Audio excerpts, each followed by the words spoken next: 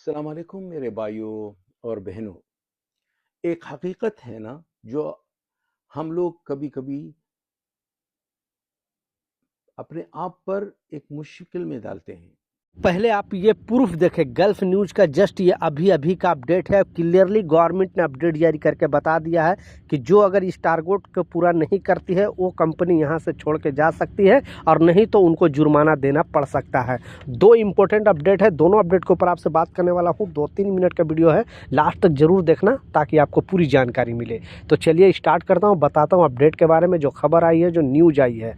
तो अगर आप दुबई के अंदर रह रहे हो तो थोड़ा दिन से पहले आप लोग सुना होगा कि जो गवर्नमेंट है, यूएई गवर्नमेंट ने एक बहुत बड़ा डिसीजन लिया था और बताया था यहाँ पे कि जो लोग यहाँ पे कंपनी रन करते हैं, क्योंकि आपको पता है कि अभी भी 80% जो कंपनी का ओनर है और कंपनी है वो इंडियन कंपनी, आपको कंस्ट्रक्शन कंपनी की बात कर लो और भी बहुत सारे ऐसे कंपनी है जो इंडियन कंपनी है और इंडियन जो ओनर इसे रन करते हैं और लाखों भारतीयों को यहाँ पे जॉब मिला हुआ है। गवर्नमेंट के डेटा के हिसाब से अभी 2025 के अंदर 43 लाख भारतीय यहाँ पे जॉब करते हैं, रहते हैं।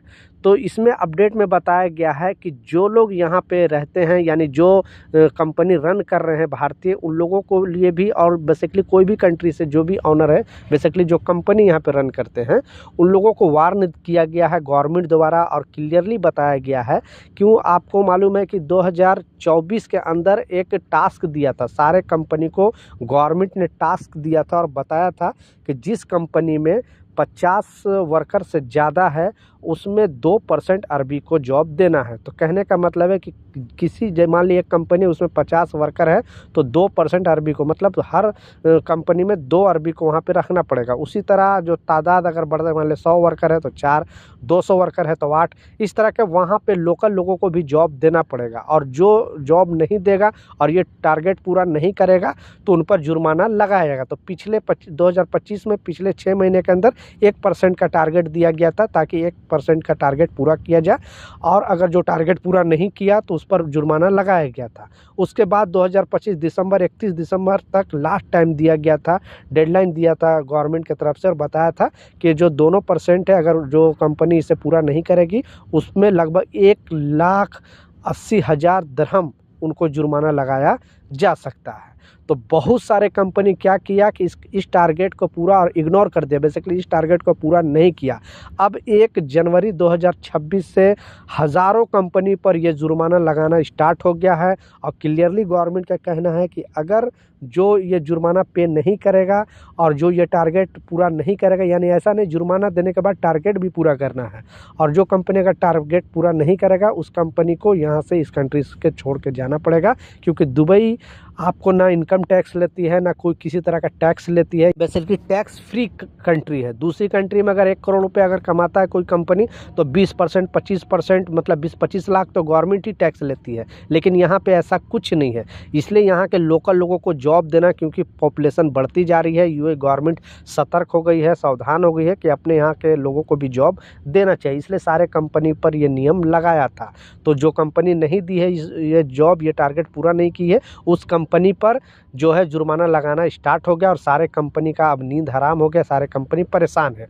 उसी तरह 1 जनवरी 2026 से गवर्नमेंट ने एक नया कानून, 2 दिन पहले भी न्यूज़ में आपको बताया था कि नया कानून बनाया था और बताया था कि कम से कम अगर आप किसी भी इमराती को यहाँ पे जॉब पे रखते हो तो कम से कम जो सैलरी है वो 6,000 दिरहम देना पड़ेगा, यानी मिनिमम सैलरी का गवर्नमेंट ने रूल पास किया था। बाकी अदर कंट्री में रहने वाले प्रवासियों के लिए अभी तक दुबई के अंदर मिनिमम सैलरी का रूल पास नहीं है, क्योंकि अगर कोई कंपनी, अगर आपने एग्रीमेंट साइन किया, अगर 1,000 दिरहम में साइन कर दिया तो गवर्नमेंट को कोई इशू नहीं है। बाकी दूसरी कंट्री में ऐसा नहीं है, मिनिमम सैलरी का रूल पास है कि कम से कम इतना सैलरी वर्करों को होना चाहिए। लेकिन गवर्नमेंट ने अपने यहाँ पे रहने वाले निवासियों के लिए मिनिमम सैलरी का रूल पास कर दी है, और कम से कम जो कंपनी अगर इमराती को जॉब पे रखता है तो मिनिमम जो सैलरी है 6,000 दिरहम देना पड़ेगा।